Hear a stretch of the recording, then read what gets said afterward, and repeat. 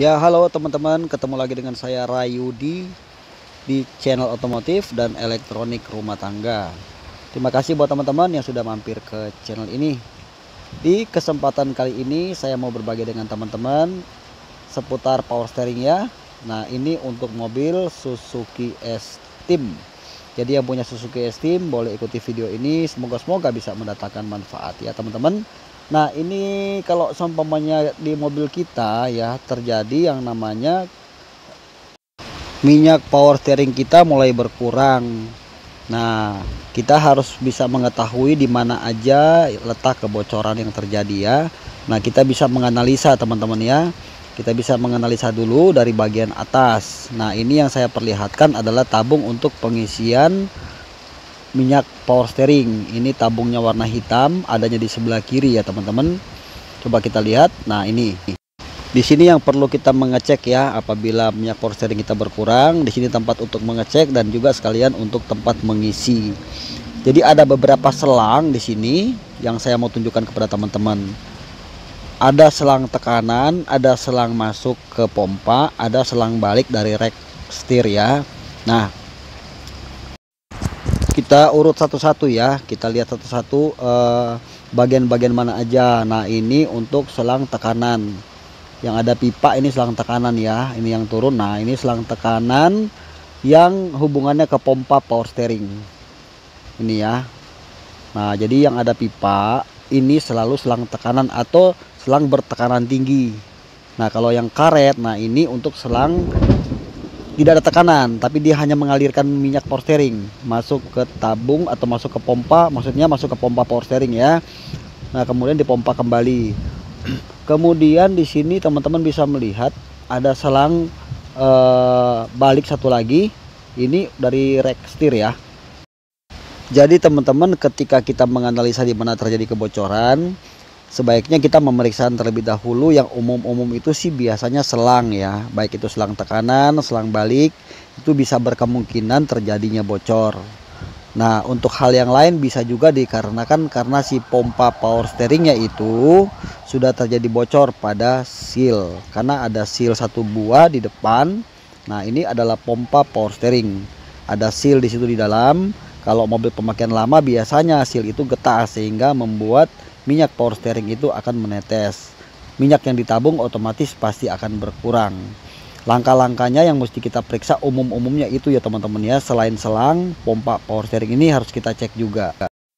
Sekarang saya ajak teman-teman ya untuk kita melihat bagian kaki-kaki ya atau suspensi sebelah kiri, kaitannya dengan power steering juga.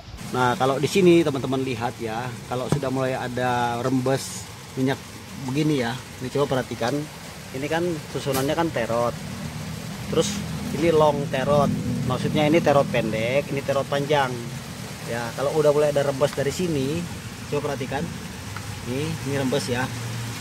Ini sudah menandakan berarti ada terjadi kebocoran ya, teman-teman. Nih. Nah, ini sudah mulai terjadi kebocoran pada rek power steering ya. Jadi kita harus tindakannya harus kalau mau diperbaiki berarti harus turun ini, setir ini, mesti ganti sealnya. Tapi kalau misalnya belum mau diganti, teman-teman harus rajin mengecek minyak power steering.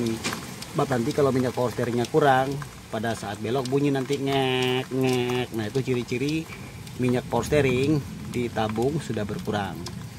Nah, jadi yang gitu-gitu teman-teman harus perhatikan juga teman-teman ya. Sesekali mobilnya kita dongkrak atau kita ngecek, kalau pas lagi cuci steam ya diangkat, kita mesti ngecek apa aja yang ada rembes-rembes. Jadi di situ harus siap-siap repair dana untuk perbaikan. Kemudian bagian yang ini yang saya mau kasih keterangan tambahan untuk teman-teman ya, yang masih berkaitan juga dengan kaki-kaki dan suspensi. Jadi posisi kaki itu begini ya untuk S-Team susunannya. Nah, ini untuk memposisikan selang rem ini ya, ini mesti hati-hati ya teman-teman ya. Ini jangan lewat di depan sini. Kalau misalnya teman-teman mungkin habis bongkar-bongkar mobil, habis lepas ini atau ada yang ngerjain, teman-teman harus bantu untuk memperhatikan ya, melihat. Karena terkadang selang fleksibel ini ya kadang suka lewatin di sini ya tanpa disadari. Kadang-kadang kalau sambil ngobrol kerja suka teledor ya. Nah, itu yang pertama. Jadi lewatnya harus dari belakang shock breaker. Nah, kemudian ini untuk terotnya, ini terot pendek. Nah, pada saat pemasangan terot jangan lupa dipasang spi yang bawah ini ya.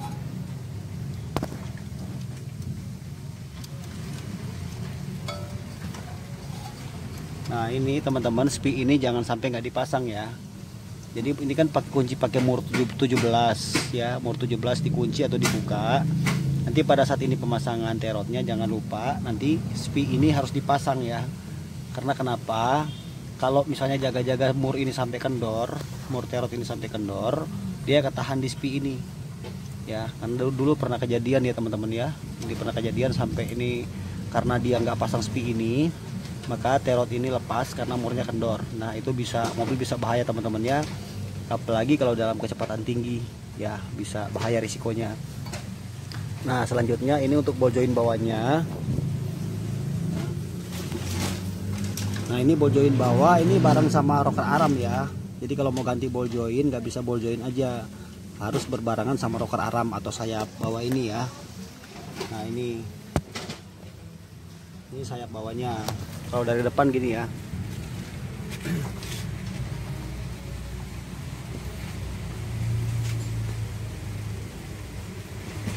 Nah, ini ya teman-teman ya. Ini memang kebetulan baru saya ganti kemarin. Udah rapi, udah beres. Terus ini astroda yang pendek, ini yang luar.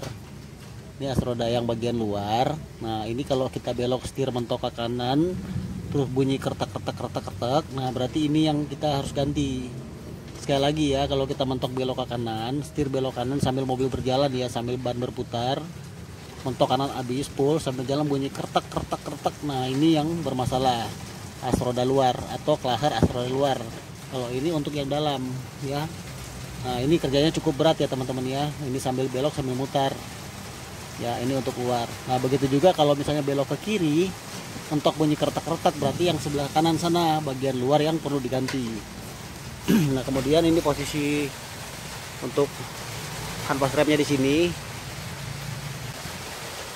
Angin atau menguras ya. Ini untuk menguras minyak. Ini shock breakernya. Terus ini stabilizer. Ya, ini ada stabilizer pendek ya. Kita ganti ini untuk bantu si rocker arm supaya suspensinya lebih enak ya, bisa kebantu. Kemudian di sini perhatikan juga kalau dia roda dalam ini. Nah, ini kan udah mulai ada rembesan juga nih. Udah mulai rembesan, ada rembesan oli di bawah sini.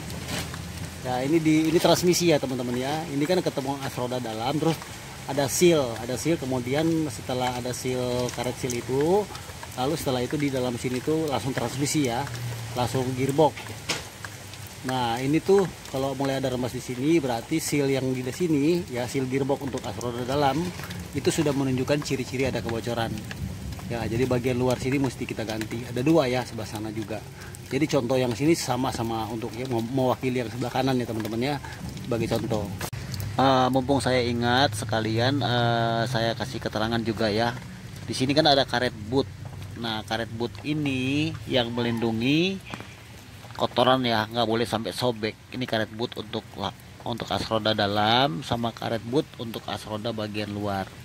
Nah, ini kadang-kadang kalau ini sobek, karet boot ini sobek, dalam sini kan tuh ada pelumas, ada gemuk ya, maka nanti gemuknya itu akan kemana-mana nih di sini saat berputarnya si as roda ini. Maka kalau gemuknya habis karena disebabkan karet ini sobek, itu bisa memicu terjadi kerusakan pada as roda, baik as roda dalam maupun as roda yang luar. Jadi kalau sudah mulai ada kecurigaan agak-agak sobek ya, kadang kalau pemakaian mobil sudah agak kelamaan, kita mesti ngecek. Nah, jadi kalau karet boot sobek, sebelum as roda itu rusak, kita harus ganti. Karena karet boot ini tidak terlalu mahal harganya dibandingkan kalau terjadi kerusakan pada as roda. Itu keterangan lagi buat teman-teman ya. Oke teman-teman ya, jadi itu aja sedikit sih informasi buat teman-teman. Semoga video pendek ini bisa menjadi manfaat buat teman-teman sekalian ya. Oke, nanti kita ketemu lagi di video berikutnya. Salam sukses selalu dari Rayudi Channel. Thank you.